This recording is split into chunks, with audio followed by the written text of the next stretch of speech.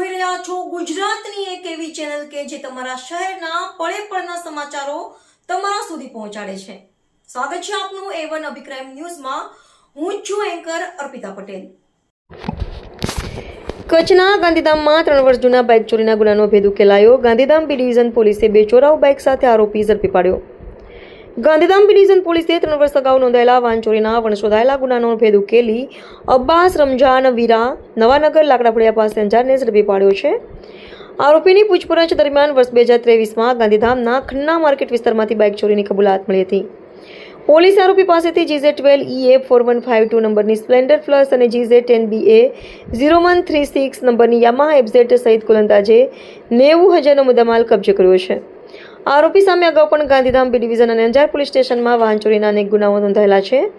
સમગ્ર કામગીરી PISV Gojiya, PSI LN Vadhiya અને સર્વેલન્સ સ્ટાફે સફળતાપૂર્વક પાર પાડી હતી. રિપોર્ટર ભરત ઠાકોર, કચ્છ.